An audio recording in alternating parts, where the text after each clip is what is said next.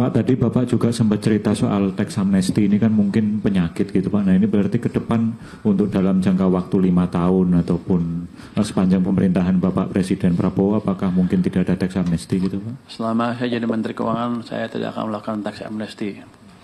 Itu ya selama. Kalau dia melakukan berarti gue dipecat. Sekarang. Assalamualaikum warahmatullahi wabarakatuh. Selamat pagi teman-teman dari media. Salam sejahtera untuk kita semua. Terima kasih sudah datang pagi-pagi begini. Jam berapa ya?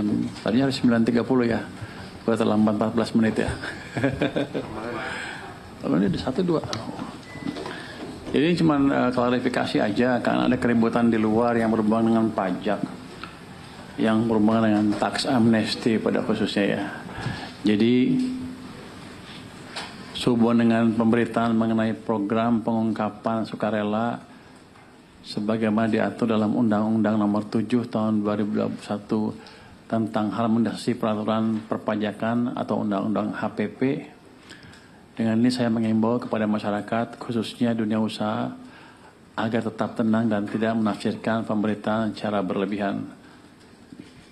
Yang tax amnesty kan? Ini nggak keluar tax amnesty-nya nih. Oh yang tadi pengungkapan. Jadi itu hubungan tax amnesty itu ya. Katanya sekarang kan dikejar-kejar lagi yang sudah melakukan tax amnesty. Jadi itu nggak akan dilakukan. Jadi tidak akan dilakukan lagi. Saya akan tegur DJP agar selalu menjaga iklim usaha dan memberikan kepastian hukum kepada masyarakat sehingga kepercayaan wajib pajak dan keberlanjutan reformasi perpajakan tetap terjaga dengan baik. Ini bahasa birokrat, susah ngertinya kan? Saya aja nggak ngerti. Kalau gue aja susah ngertinya, apalagi orang. Tapi pada saat gini, yang udah tax amnesty ya udah, di amnesty nggak akan digali-gali lagi. Yang sudah daftarkan itu ke depan hanya mereka harus bayar sesuai dengan bisnisnya aja, perkembangan bisnis seperti biasa.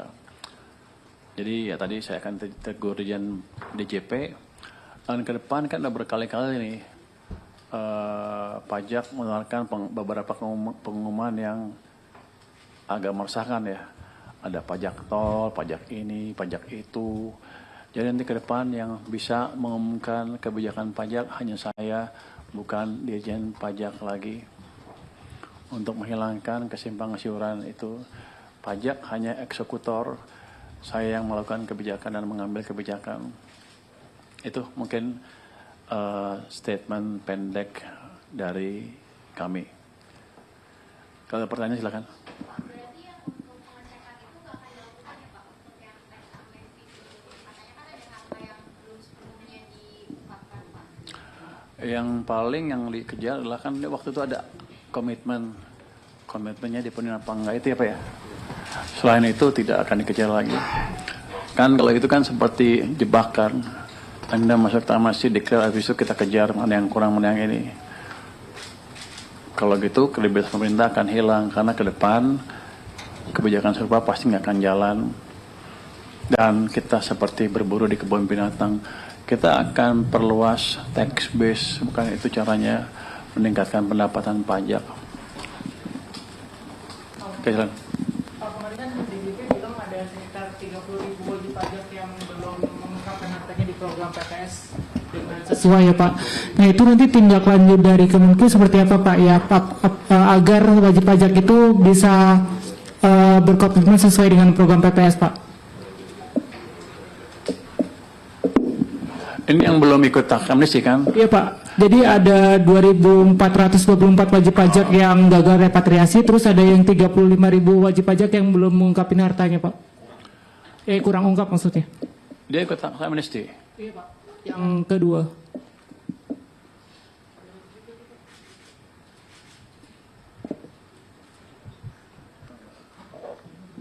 Nanti kita dalami lebih lanjut ya. Saya nggak bisa jawab sekarang.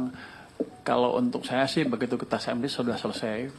Yang saya kejar adalah yang belum ikut, yang belum mengungkapkan dengan seperti sesungguhnya. Itu yang akan kita kejar.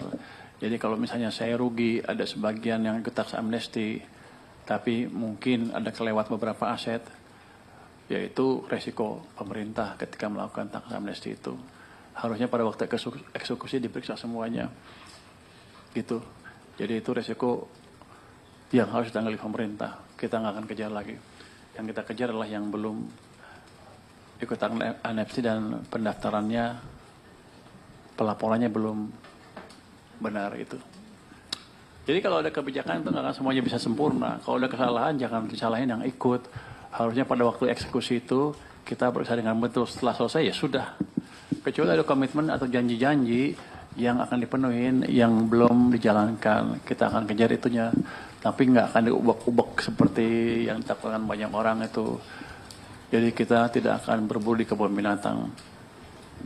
Pak, ini kan beberapa kali Bapak mengklarifikasi soal pajak ya Pak. Terus Iya, makanya saya capek. terus Bapak bilang emang pajak itu kan kalau mau diberlakukan ketika ekonomi tumbuh mendekati 6% ya Pak. Sekarang kan udah 561 nih.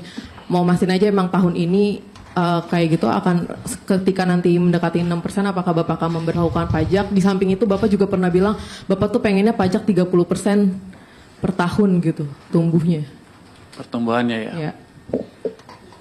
Oh, kalau yang pertumbuhan ekonomi 5,61 kan belum 6 dan belum stabil di 6%. Saya kalau 2 triwulan berturut-turut di atas 6%, kita akan pertimbangan pajak-pajak yang lain. Tapi untuk pajak-pajak misalnya online, approach-nya adalah untuk membuat yang offline bisa lebih bersaing. Karena saya pernah bilang kan, kalau waktu ke pasar-pasar mereka bilang, Pak yang online dipajakin seperti kami, supaya kami bisa bersaing dengan lebih kompetitif. Mereka ingin level playing field apa? Kesetaraan dalam persaingan dagang, itu aja. Itu saya pikir komplain yang masuk akal, hanya itu aja. Berarti pajak itu tetap bisa diberlakukan Juni kan kalau bilang pertengahan tahun. Pertengahan tahun kan Juni, datanya keluar bulan Agustus tanggal 10 untuk PDB triwulan kedua, kira-kira gitu kan. Ya di situ baru kita tahu. Kalau Juni saya terapkan, data saya data apa? Ini dari Bloomberg Technos ya. Ini nanya terus dia. Makanya dihitung, kalau itu kan dipublishnya 1 bulan plus 10 hari setelah habis berakhir bulannya kan, triwulannya kan. Jadi kalau Juni, Juli ya. Juli, Agustus tanggal 10 kan kira-kira, tanggal 5, kalau nggak tanggal 5 atau tanggal 10. Itu baru kita lihat, itu bukan langsung jeder kan, kita lihat dulu, kita analisa seperti apa kondisinya. Let's say kalau stabil 6% mendekati itu, baru kita jalankan. Triwulan kedua Anda percaya mendekati 6%? Bapak juga pede kan? Saya pede ya. Kita dorong ke arah sana, tapi saya rasa belum 6% mendekati sana lah. Tapi saya tunggu sampai agak stabil sedikit lah. Pak, kebetulan lagi soal pertumbuhan Pak. Ini kan 5,6 ini suatu capaian impresif.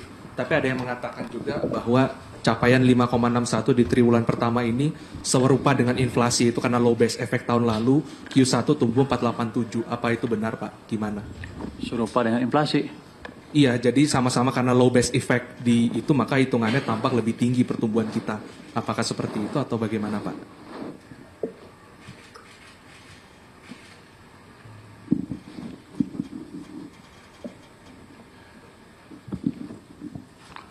Kalau kita lihat year on year, itu kan tahunan kan. Kalau kita lihat musimannya yang geser cuma 16 hari lebaran itu, bulan puasa itu geser sedikit. Jadi kalau itu year on year, musimannya harusnya hampir hilang.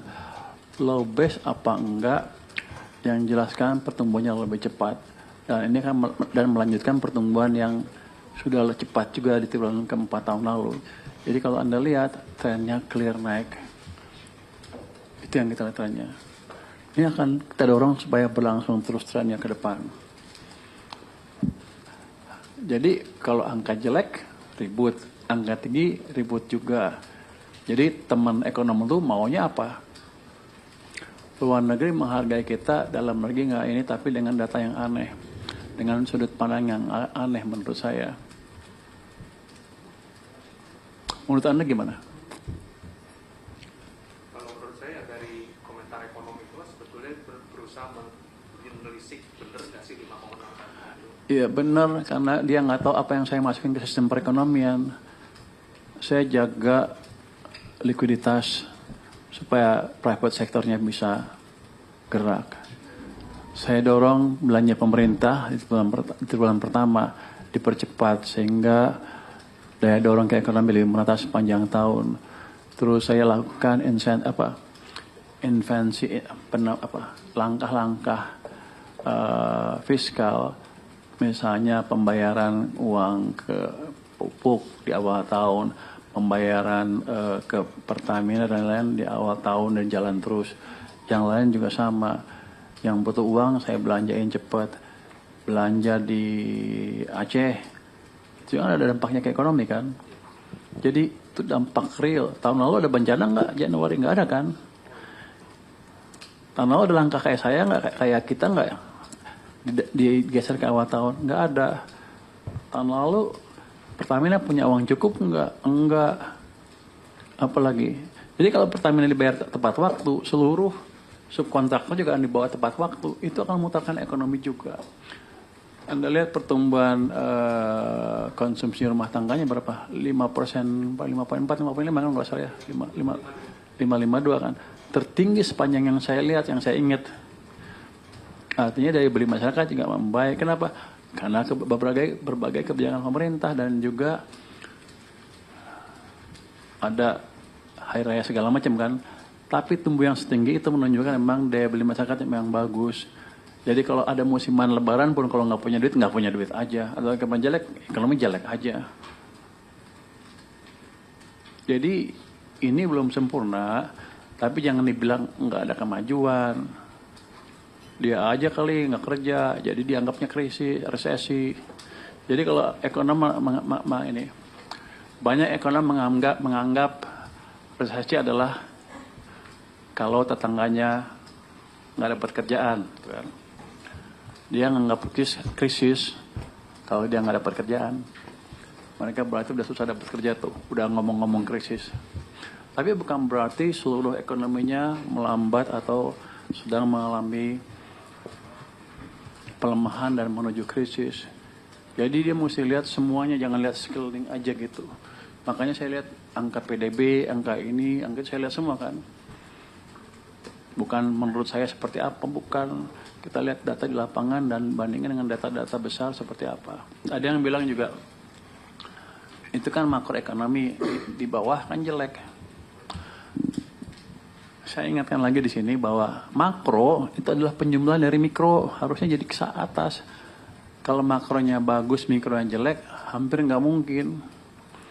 Mungkin ada yang nggak kebagian kue pertumbuhan, iya, belum merata ya. Tapi kalau dibilang pertumbuhan hanya di level makro aja, di mikronya berantakan, pasti salah. Karena makro itu penjumlahan dari mikro pada akhirnya. Kita mungkin. Pak, izin saya Grace dari Bloomberg. Saya mau kembali ke topik utama soal program pengungkapan sukarela. Tadi Bapak katakan bahwa Kemenkyu tidak akan melakukan tindak lanjut terhadap aset yang belum diungkap karena itu sudah berlalu, tapi akan melakukan tindak lanjut terhadap komitmen. Memangnya komitmennya itu apa saja ya Pak yang menurut assessment Kemenkyu belum dipenuhi oleh para peserta PPS? Apa saja bentuk komitmennya dan apakah tindak lanjut terhadap komitmen tersebut dapat menambah hasil repatriasi dari program PPS atau seperti apa? Jadi objektifnya apa sih Pak sebetulnya tujuannya? Waktu saya di Dijen Pajak hanya gitu, tanya di Dijen Pajak gitu, nggak ada ini, cuman komitmen yang dijanjikan yang kita kejar gitu ya.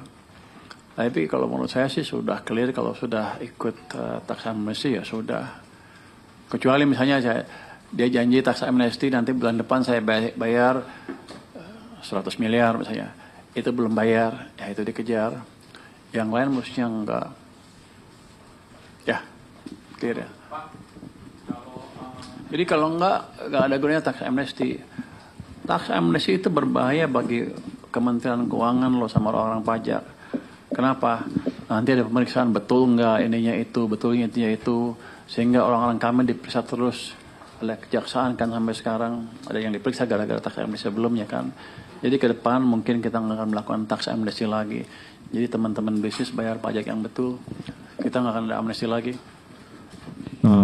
Terkait teks amnesti jilid 2 ini kan kalau kita lihat regulasinya kan memang DJP punya hak untuk mengklarifikasi, memeriksa dan sebagainya kalau dalam artian ada yang kurang bayar ataupun yang kurang direpatriasi gitu Pak. Nah ini kalau stance Bapak demikian, apakah kewenangannya mau dikurangin atau Bapak mau awasin penggunaan kewenangan itu Pak? Karena Saya akan minta dia lapor ke saya seperti apa ininya, dan kalau nggak penting-penting amat nggak usah dikejar-kejar, kecuali yang ada janji seperti saya bilang tadi, mau bayar sekian belum dibayar ya itu dikejar, tapi periksa-periksa lagi nggak usah, karena sudah selesai ketika mereka melakukan itu dan kita menerimanya selesai.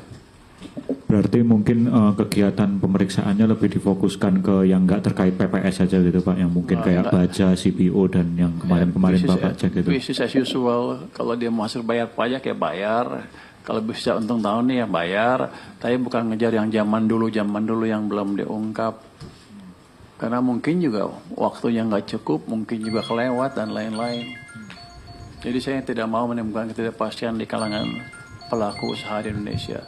Dan ke depan kalau ada langkah-langkah seperti itu lagi, saya yang mengumumkan, bukan Dirjen Pajak. Pak, tadi Bapak juga sempat cerita soal teks amnesti ini kan mungkin penyakit gitu Pak. Nah ini berarti ke depan untuk dalam jangka waktu 5 tahun ataupun sepanjang pemerintahan Bapak Presiden Prabowo, apakah mungkin tidak ada teks amnesti gitu Pak? Selama saya jadi Menteri Keuangan, saya tidak akan melakukan teks amnesti. Itu ya selama, kalau dia melakukan berarti gue dipecat. Tapi nggak apa. Kenapa? Menimbulkan kerentanan untuk pegawai pajak saya. Bisa disogok, bisa juga nggak disogok, tapi diperiksa terus. Sehingga saya ngelihat orang kasihan tuh orang-orang itu. Daripada gitu ya udah, jalankan aja prosedur pajak yang betul. Kalau mereka nanti punya uang di luar negeri, nggak cepat-cepat dimasukin, saya kasih waktu berapa lah? Sampai akhir tahun. Kalau masuk, ketahuan kita sikat. Jadi yang punya modal luar cepat-cepat masuk ke sini. Kalau nggak bisa masuk. Jadi kita bukan tentang amnesti, kita kasih begitu, kasih waktu lah sampai 6 bulan ke depan. Setelah itu kalau masuk kita periksa betul. Jadi Anda punya uang di luar pun nggak akan bisa pakai bisnis di sini lagi. Mau nanya topik lain Pak soal aturan DHI yang berlaku 1 Juni ini, kalau dari kajian Kemenku itu bisa nambah potensi cadangan devisa berapa besar ya Pak? Terus berapa besar dorongannya ke penguatan rupiah Pak? Saya nggak tahu hitungnya pasti, secara teoritis kan pasti hampir sama dengan trade surplus dari sektor migas, sektor SDA kan. Cuman saya lupa jumlahnya berapa. Jadi saya pikir akan signifikan. Yang jelas gini, akan kita lihat sebulan setelah Juni itu ke depan dampaknya seperti apa, termasuk reaksi di pasar modal dan sektor keuangan seperti apa. Harusnya akan positif. Walaupun mungkin seminggu 2 minggu ada ketakutan, tapi ini saya pikir langkah yang positif untuk meningkatkan cadangan devisa dan memperkuat nilai tukar secara nggak langsung. Kalau kita kan kita lihat kan DHI udah berapa tahun tuh? Banyak, udah berapa tahun tuh? Ada 5 tahun udah DHI kan yang dulu. Sekarang berapa tahun? Dampaknya ke cadangan devisa hampir 0. Jadi kita perkuat supaya betul-betul ada berdampak. Atau kalau nggak berdampak sama sekali ya nggak usah. Tapi saya yakin dampaknya signifikan nanti. Kalau nggak berarti masih ada kebocoran keluar. Karena yang Tenggari adalah eksportir masuk ke sini ditukar rupiah, lempar ke bank kecilnya lempar ke luar negeri. Itu rupanya tidak termonitor sehingga cadangan devisanya nggak meningkat sama sekali. Yang dari program DHE. Oke.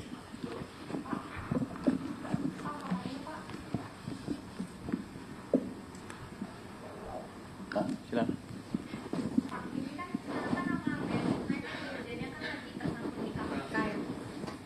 Ya.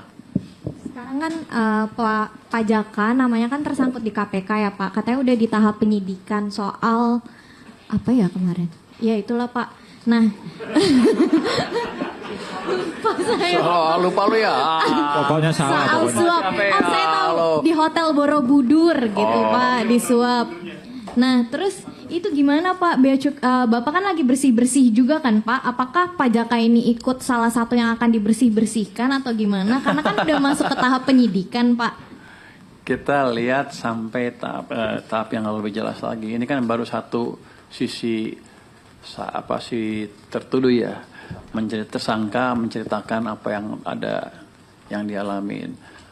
Kan belum tentu seperti itu. Kita lihat seperti apa nanti kalau statusnya sudah clear, pajak ya, baru kita ambil tindakan. Ya. Jangan. Ada kemungkinan royalti untuk perusahaan tambang seperti batu bara dan nikel akan dinaikkan. Itu progresnya saat ini gimana ya Pak? Apakah sudah dilaporkan ke Pak Presiden? Terima kasih. Itu kan Juni, mulai Juni kan. Itu PP-nya diskusi sudah selesai, PP-nya sudah dinaikkan. Mungkin mulai berlaku awal Juni kalau saya nggak salah, betul nggak Juni? Juni kalau dia Juni yakin, kalau ini kayaknya Juni deh. Tergantung berapa cepat PP-nya diproses. Tapi diskusi sudah selesai.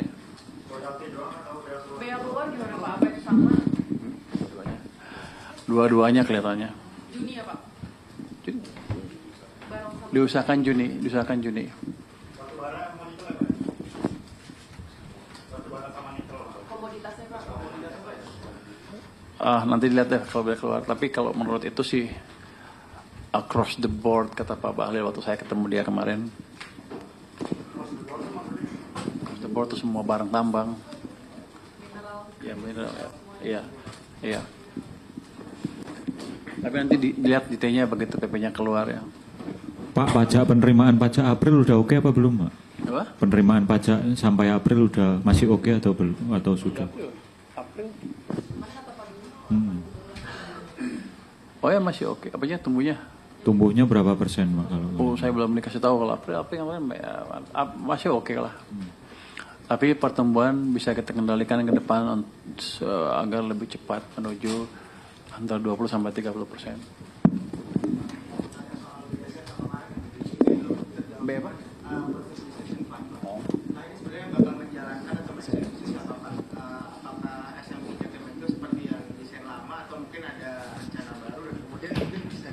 Elaborasi juga Pak untuk budgetnya bagaimana dan alokasi anggarannya dari mana? Apakah akan ada realokasi dari anggaran KL lain gitu? Terima kasih Pak.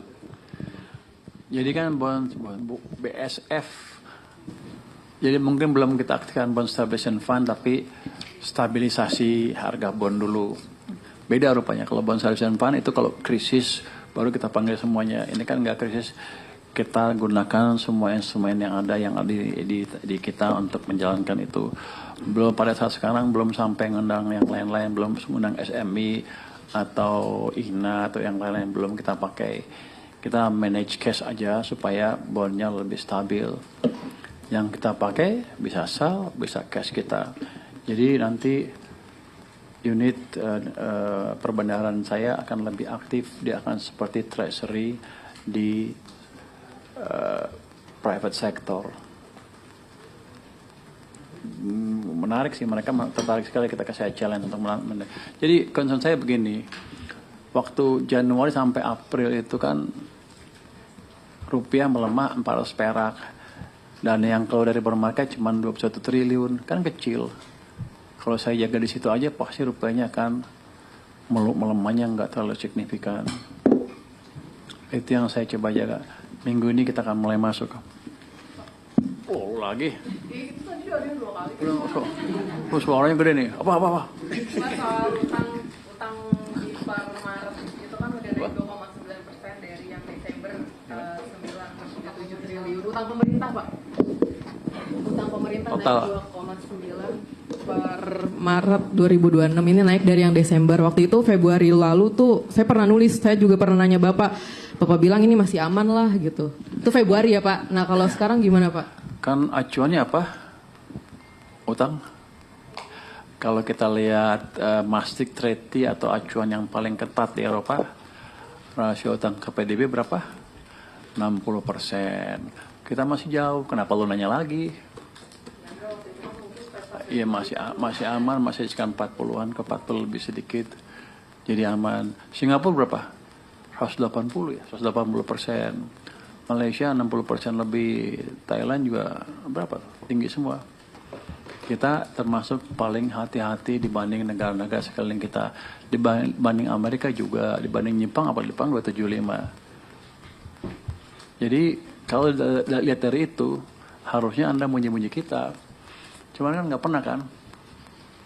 Kenapa Anda lihat dari sisi negatif terus? Sisi lihat sisi komparatif. Jadi gini, utang itu seperti kalau satu perusahaan mau ngembangin usahanya, dia bisa utang kan. Tapi perusahaan yang kecil dan perusahaan yang besar beda kemampuannya. Kalau satu perusahaan untungnya cuma 1 juta, dia utang 1 juta udah susahan. Tapi kalau perusahaan yang untungnya 100 juta, utang 1 juta, nggak apa-apa.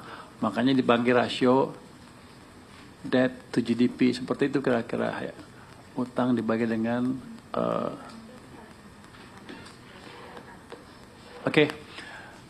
gitu kira-kira. Jadi yang utamanya kita cuma dibilang ini, cukup mas berita pajak nanti malah ketutup yang lain. jadi ngomong yang lain, jadi dilarang nih ngomong yang lain. Jadi gini, pada dasarnya ya, pajak nggak ada kebijakan yang kita buat untuk mengganggu dunia bisnis. Noise yang kemarin terjadi akan kita hilangkan ke depan. Langkah-langkah baru pajak hanya diumumkan oleh Menteri Keuangan, bukan Dirjen Pajak lagi ke depannya. Oke, nanti kalau setiap publikasi di homepage-nya pajak akan diperiksa dulu oleh Badan Kebijakan Fiskal sebelum dipublish. Oke, terima kasih semuanya. Wassalamualaikum warahmatullahi wabarakatuh.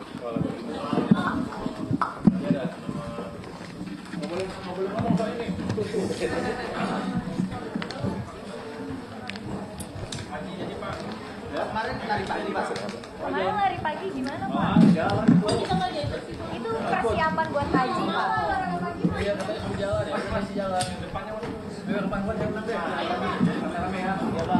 Terus gimana Pak? Persiapan hajinya gimana Pak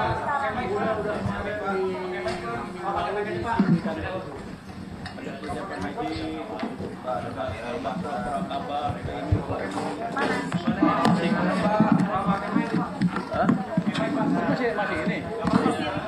Ini kan ngomong santai. Udah lumayan lah. Udah ngerti, cuman mesti apalin doa-doanya, nggak apal-apal gua. Saya belum apal-apal doanya. Sama ibu sama 2 anak sekeluarga lah. Untung mudah-mudahan bisa. Apalagi nanya haji aja lu jawab. Nanti pas haji dibotakin nggak Pak? Nggak, saya mau mesti cuman potong 3 rambut aja. Kalau dibotakin susah tumbuhnya, udah tua. Nanti gue botak, kita pakai topi terus kalau ini, kalau jumpa pers.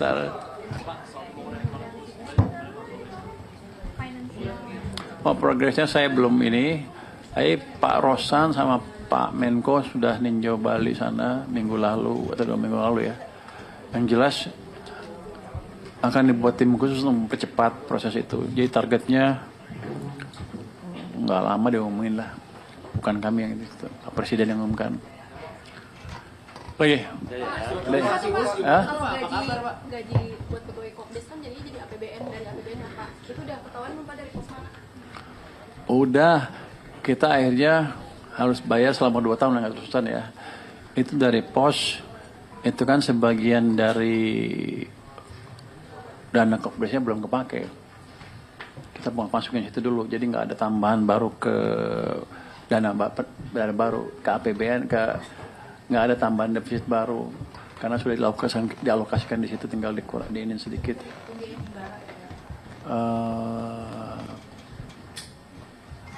Pembiayaan himbara atau mereka kalau bilang itu kan kalau belum cicilannya kan cicilannya 40 triliun, berarti kan belum dipakai semua kan, akan turun sedikit cicilannya, dari situ mungkin dipakai dari APBN-nya dari situ. Soal pejabat pajak kemarin gimana Pak? Yang Gimana? pejabat pajak kemarin yang Besok dilantik. besok dilantik. Dalam proses ya, PNM dalam proses pembicaraan dengan Danantara.